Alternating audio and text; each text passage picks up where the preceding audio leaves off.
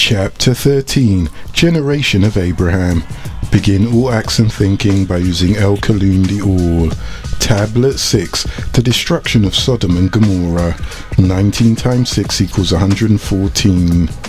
Lo, and Yahuwah said unto Abraham, because the cries of Sodom and Gomorrah are so many, and because their evil acts are very severe, I must go down there right now to see whether or not they have done destructive things according to the cries of it, which has come to me, and if not I will know. And he discovered that their sins were very grievous, and because they were wicked and sinners, he will destroy the city because of their wickedness. Then Marduk had been assigned along with the Anunnaki Raphael and Uriel to exterminate the people of Sodom and Gomorrah. They arrived in a whirlwind of light, which came from the great city Nibiru that hovered above. All the guests were handsome-looking young men, and Abraham thought them to be physical beings. He roasted a calf and offered it to them. They asked how would they eat it, as they had not paid for it. Abraham replied, when you begin a meal say, begin all things in the name of Elyon Elionel, and when you finish it say, all gratitude is to El Elo, and the price is paid. Then Marduk said to the other Anunnaki, the sustainer of glory has not selected Abraham without a cause to wear the robe of prophecy. They abstained, however, from eating despite Abraham's invitation. At that time, it was the custom to consider anyone who would not partake of food offered to him as an enemy who wished evil on the host. Therefore, Abraham was distressed, but they resumed saying, be not afraid, for we are Anunnaki intergalactic beings who have been ordered by the Supreme Council to chastise the people of Sodom and Gomorrah. Lot came from Ur, a town in Mesopotamia. Lot lived the same way of life as Abraham, which is the peace, until he reached a point where he felt that he could teach the people on his own. Lot said, Abraham, I want to go off into the valley where it looks greener and set up my own house. And Abraham, the overstanding patriarch that he was, yielded to Lot and let him go. Thus Lot went off to the wicked cities of Sodom and Gomorrah. The people of these cities were robbers and committed evil deeds publicly. Lot took the knowledge which Abraham taught him and the Ebla, meaning well-rounded tablets, which were discovered in Tel Marduk, meaning the hill of Marduk, a mound south of Halab or Aleppo, a city in northern Syria. The tablets were given to Abraham from Melchizedek, and they became the Torah law of Abraham, which was recorded in the Torah of Moses, Genesis 26:5, which Abraham gave to Lot, and Lot attempted to set up his own Abrahamic community. The Abrahamic Torah from Tel Marduk is not to be mistaken for the Tanakh or Torah of Moses. He didn't have faith in Abraham anymore and called him a hypocrite and a phony. He took the religion of Abraham and went to teach it his way. However, he was not like Abraham, and Abraham began to worry about Lot. He knew that Lot's waywardness was due to his ignorance, still he wouldn't turn his back on him, for he loved him too much. Thus, when the Anunnaki came to him, he sought to intercede for Lot. The sustainer said, if I find in Sodom 50 righteous in the city, then I will spare all the place for their sakes. Abraham said, behold now, I have taken it upon me to speak to the Adonai my master, whom I am but dust and ashes. Perhaps there will be 5 of the 50 righteous Sodokites. Will you destroy all the city for lack of 5? And he said, I will not destroy it, if I find 45. And he, Abraham, said, oh, let not the Adonai my master be angry, and I will speak. Perhaps there will be 30 found there. And he said, I will not do it, if I find 30 there. And he said, behold now, I have taken it upon me to speak to the Adonai my master. Perhaps there will be 20 found there. And he said, I will not destroy it for 20's sake. And he said, oh, let not the Adonai my master be angry, and I will speak yet but this once. Perhaps there will be 10 found there. And he said, I will not destroy it for 10's sake, for the Elohim wished that the daughters of Lot had married and bred, that good may begin to overrule the wickedness of the city through Lot's family. If not 50, then 40, if not 40, then 30, if not 30, then 20, and if not 20, then 10. If not 10, then just one of the seed of Noah, the upright, the perfect in his genealogy, before the Yahweh of the Elohim. And Yahuwah went his way as soon as he had stopped speaking with Abraham, and Abraham returned to his place. Yet, Was there one person praying found in the city? No. Even Lot was not righteous at that time, and his two daughters Labna and Jala were not married as of yet, and had bred an offspring to change the course of that wicked city. And the two messengers Anunnaki, Uriel and Raphael, came to Sodom in the evening time, and Lot sat at the gate of Sodom, and Lot saw them, and stood up to meet them, and he prostrated himself with his face to the planet Earth. And Lot said, Behold now, my Adonai, my master, turn aside, I beg you, as your servant's house is yours, stay all the shadow hours, and wash your feet, and you will raise up early and go your way. And they said, No, but we will remain in the open place all through the shadow hours. And he begged them strongly, and they gave in to him, and entered into his house. And he made them a feast, and baked unleavened bread, and they ate. But before they lay down, these homosexuals of the cities of Gomorrah, of which not the whole of Gomorrah were, the Enoshites of Sodom surrounded the house, both young and old. And these Enoshites called to Lot and said, Where are those two men? We would like to get to know them. Bring them out to us. They simply wanted to see them, in their words, that they may know them, and the words they used was Yorda, and that means to know, to learn to know, to recognize, to communicate, and had nothing to do with sexual intercourse. So these people were not being destroyed for their sexual preferences, but rather, as the discussion between the angels and Abraham, whether they could find 50 righteous down to 10 righteous, that is the Zodokite, it had nothing to do with their sexual preferences. And Lot went out to face them on the doorstep, and shut the door behind himself, for he did not want his wife and daughters to hear what he was saying to these men. And he, Lot, said, I beg you, my brethren, do not do so that which is disagreeable. All this while his two daughters Labna and Jala, and his wife Sabria, looked on and listened to this in fear. And then Lot said, Here, I Lot have two daughters Labna and Jala, that have never had sex before with a man, nor a female. They are pure virgins. Let me, I beg you, bring them out to you, and you may do with them as you see agreeable in your eyes. But these two men you cannot have. Don't hurt them, for they are Adonai masters and guests in my home, and I must protect them. And they said, Get out of the way. You are not one of us. You are not a homosexual. Who are you to tell us what to do, or with whom? Get out of the way, or we will now do worse things to you, more than with them. And they acted arrogantly towards the man Lot, and drew near to break the door. But the two Anunnaki grabbed Lot back into the house to themselves, and shut the door behind them. And they smote the Enoshites who were at the door of the house with temporary blindness, both old and young, so that they wearied themselves to find the entrance. Meanwhile, his daughters hated him with all their heart, for they did not overstand this act of his on their own virginity. They said to each other, This was Eloh's gift on them, not to be given away in this manner. And they hated him, and so did his own wife, and did not want to leave with him for this act. And Lot did have another daughter in the city. Her name was Lisban, and she had a mate named Shanawan of that city. And the Enoshite said to Lot, Who are these right here to you, sons-in-law? And your sons and your daughters, and whoever you have in the city, bring them out of the place. And they said, O Lot, surely we are sent from your sustainer. They shall never make contact to you. So you travel with your immediate family while a part of the shadow hour remains, and don't let any of you turn back. For we are about to destroy this place, because the cry of them has become great in the face of Yahuwah, and Yahuwah has sent us to destroy it, because their sins are very grievous, and because they are wicked and sinners. Verily their appointed time is when the day breaks, is not the day near. And Lot went out, and spoke to his sons-in-laws, and takers of his daughters. The first was Himariah of that city, and he was to be married to Labna, and the second was Ur-Sadak. Both were twin brothers of the sons of the disagreeable ruler of Sodom, and said, Get you out of this place, for Yahuwah will destroy this city. The two young men thought it was merely a joke, or not to be taken seriously, and he seemed to them as one that mocked. And the two daughters of Lot hated him for this, because they wanted to stay.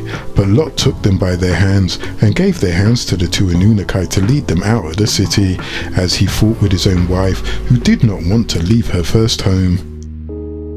And when Shakar the evil one arose, then the messengers of Yahuwah hurried Lot, saying, Arise, take your confident wife and your 2 daughters that are here, lest you be consumed in the punishment of the city.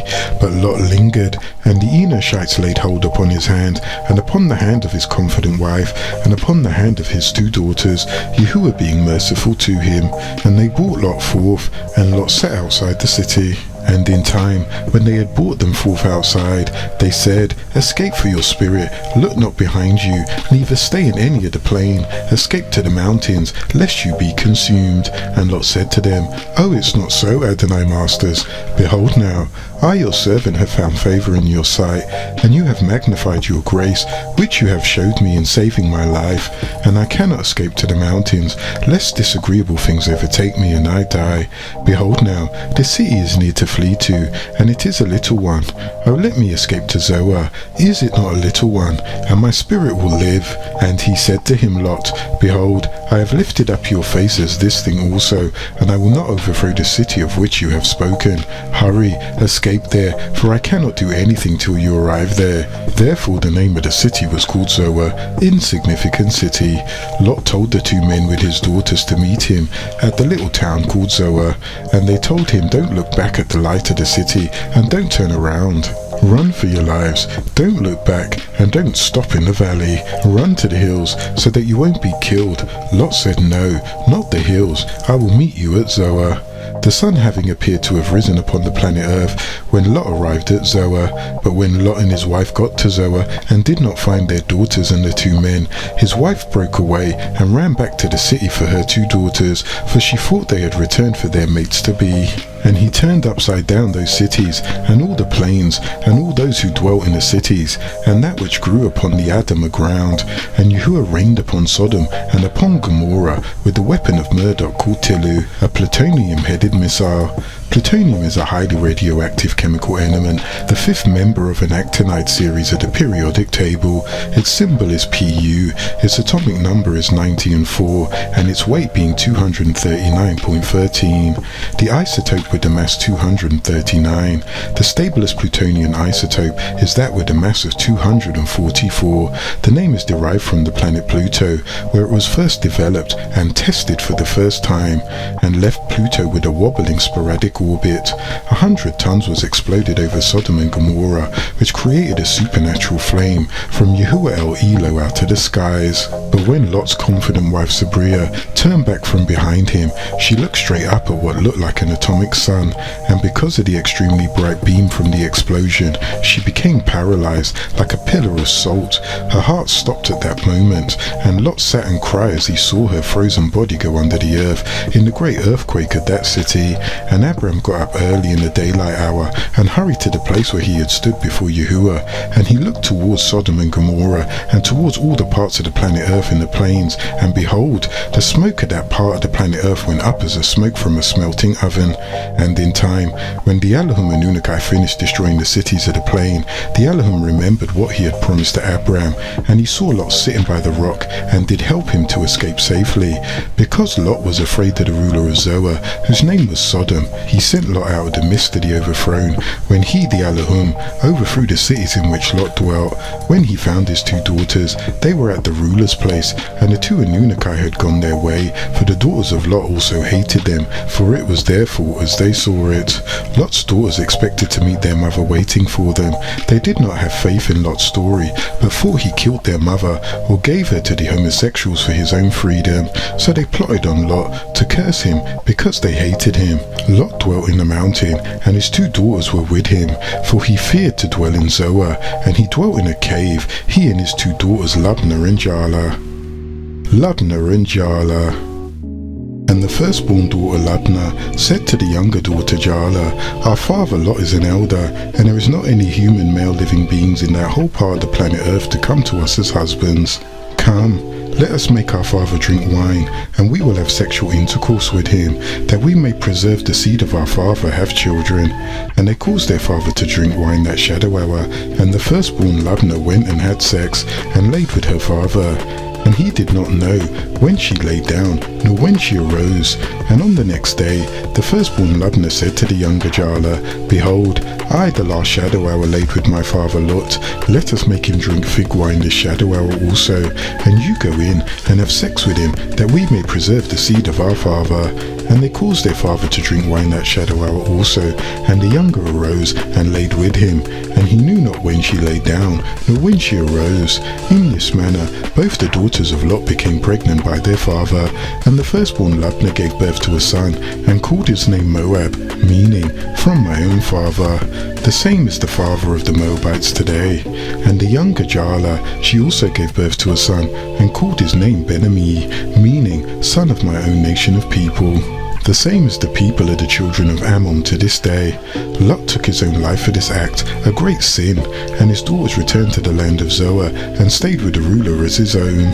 So when El-Yahuwah of the Anunnaki commandment has come, El-Yahuwah of the Anunnaki made their township Sodom and Gomorrah upside down, and El-Yahuwah of the Anunnaki rained upon it stones from Sigil, baked clay, layer on layer, shooting beams laser lights from the great ship to destroy these wicked cities. Lot did what everyone else in the city did. Their lack of concern and absence of fear of Eli and Elionel were the prime reasons why he destroyed them. Sabria, wife of Lot, had sympathy for the sinners. She was also involved in the devilishment of the city also. Because of this reaction, in spite of what Eli and Elionel had just decreed, she was also destroyed. She told Lot that their two daughters were citizens of this city Sodom, and that they were Sodomites, and she said that Lubna and Jala should stay in their land of their birth. Lot told her that it is time to depart this city, and she said, This great city is without laws or rules, is the home of the brave and the land of the free. Why should anyone in their right mind want to leave it? Abram sent these two men because he always wanted to be the ruler of you lot. He does not want you to be your own man. You may be greater than he. He has eyes for me. Yes, he wants my body, and I never told you this before. I didn't want to hurt you because you loved him, but now that your heart is waxed cold of his face, I can freely say this to you. Don't return to him. Tablet 7. Yishmael. 19 times 5 equals 95. Lo, Ishmael was the first son of Abraham by his Egyptian wife Hagar. Abraham loved Ishmael very much. He always kept him on his arms or on his back. Sarah was most jealous of Hagar now. She approached Abram about her feelings and asked him to choose between the two of them. Abram told her that Hagar was a handmaiden and that she should do with Hagar as she pleased. Sarah, in her jealousy, dealt with Hagar in such a hard way that Hagar fled into the wilderness en route to Shur, near Gadash, then on to Sinai. And the Anunnaki, the sustainer, came to her and asked her, Where did you come from, and where will you go? Hagar responded, saying that she was fleeing from her mistress Sarah. A light of prophethood had already shone of Ishmael's forehead. Because of this, the Anunnaki told her to return, and that El Roi knew of her affliction. He sees her. On this, Hagar returned to Sarah, suffered her to remain yet a few years longer. The Anunnaki Murdoch, Uriel, and Raphael visited the home of Abram on a particular occasion, and brought news of an extraordinary event. Sarah was standing by and she laughed. We promised to her Yitzhak, and his son was to be Yaakov, who would be of a twin brother named Esau. Sarah laughed from astonishment when she was informed that she would bear a son, primarily because she had had her tubes clamped. Then she said, Alas, shall I bear a son, and I am so advanced in years? Surely this would be a wonderful thing. The Anunnaki said, Do you wonder that the Almighty, the All-Powerful One, who has by his perfect, omnipotent, and infinite wisdom allowed the procreation of Adam from the pure black mud, a clot of congealed blood, of which the cells of cloning were extracted without the interference of parents, should a Gentile infant from the womb of an old woman be difficult? Sarah's fallopian tubes had to be reopened so she could conceive a child. When 7 days had passed, Sarah became pregnant with Yitzhak. After the completion of the requisite time, the auspicious star of this prophecy arose from the Orient of glory. Abram thanked Eli and Elionel and said, The gratitude is to Eli and Elionel, who has given me Ishmael and Yitzhak in my old age, for the sustainer has heard my prayers. Abram was in his 99th year, and he was divinely inspired to introduce the law of circumcision. The Anunnaki Gabriel circumcised Abram. He circumcised Ishmael in his 13th year and circumcised Yitzhak on his 80th day. When these 2 august sons had become of age, Abram was commanded to sacrifice one of them. Sarah observed how Abram had a love for Ishmael that was less than the love he had for Yitzhak, and her jealousy was restored, and she insisted that Hagar, the daughter of Imhotep and Rasha, be removed. Sarah asked Abram to send both of them, Hagar and Ishmael, to a deserted place with no shelter or cultivated fields and abandon them. He was ordered by El Shaddai, the Almighty Sustainer, to comply with the wishes of Sarah. He therefore mounted a horse and seated Hagar and Ishmael on a quadruped, 4-footed animal, and he travelled by the direction and in the company of Gabriel towards Becca. When they arrived at their destination, which was Zamzam, Gabriel told Abram that it was the command of El Roi to leave the mother with her child in that place. Abram obeyed the injunction of the Anunnaki Gabriel and abandoned them in the shade of a tree, which the Almighty Creator provided. This was from the root of the tree in the midst of the enclosed garden, in Eden of delight, so it was to provide them with all they would need to survive. El Roi produced greenery in the middle of the dry desert, in which no habitation existed. A wonder such as this is evidence of omnipotence. Abram stayed with him for 3 days in shadow hours. The spot was extremely dry and rocky, and was without buildings. The excited hot atmosphere was a result of its soil, and the aridity was caused by the mines of sulphurous earth. When Abram was about to depart, Hagar began to plead with him, saying, I am a weak woman, my child is a youth, and the desert is frightful. To whom do you leave me? Will you abandon me? Where are you going? Abram was touched by these words and said, I commit you to the divine favour, which is pledged for your preservation, and by his grace you will both be saved. Then Hagar said, I resign myself to the will of El Roi, and I trust in him. Abram departed from this place, and when he arrived at the heights of Becca, he cast a glance at Hagar and Ishmael. This spot is called the seat station of Abram. There at the height of this mount stands the Minbar in Mecca. He knew that they were uncomfortable without bread and water in this boundless desert, and he exclaimed, O Sustainer, I have caused my seed to dwell in this uncultivated valley near your house, meaning in the loyalty of the house, because at that time the house of the Kaaba did not exist. Abram was sorrowful, his eyes were filled with water, and he turned his face towards Syria with a depressed mind. Then he said, Nothing will exist if El Elo didn't create it. He is alone, no partner has he. To him are all possessions, and to him is the gratitude, and he is powerful over all things. When Hagar and Ishmael had spent all their food and drink, thirst pressed, and they became impatient. When Hagar contemplated the helpless state of her son, she then ascended Mount Safa to see where she could discover some inhabited place. Thus, she stood on the mount for some time, but found no help. She came down, gathered up her skirts, and walked with all possible speed. Then she went up to Mount Mara. Hagar stopped, but found no trace of water or cultivation. She repeated the circling of the area 7 times. This established a way that the future pilgrims will perform their Hajj. Each time, however, she checked in her son's direction to see whether he was safe and to make sure that there were no wild beasts approaching him. This spot where Ishmael laid is called the seat of Ishmael, which is right next to the great house, the Kaaba. At last, she heard a voice from the direction of Mount Safa, but could perceive nothing. The next time a voice entered her ears, the Anunnaki Gabriel appeared, stamped the earth with his foot, and behold, in that spot there sprang a fountain. Its water was blackish, sweet as honey and nutritious. Hagar wished to attain more water and to fill her leather bottle, but Gabriel replied there was no need of filling it because this water would always remain there. Hagar took out the gravel and the mud from the fountain to make the water more abundant, and she heaped both of these substances up around the well. On this occasion, she heard a voice over her head telling her not to fear for the decrease of water, because the abundance of El Roi had produced this fountain for the benefit of her son, and it would never disappear. She was then informed that El Roi will enable her pious son to rebuild there in Becca, a house which people from all parts of the world would visit and encircle as pilgrims, and also drink from the same water. Gabriel, son of Raziel and Zamiel, informed Abram of the affairs concerning Hagar and Ishmael. Abram was accustomed to visiting them once a year. The sacrifice.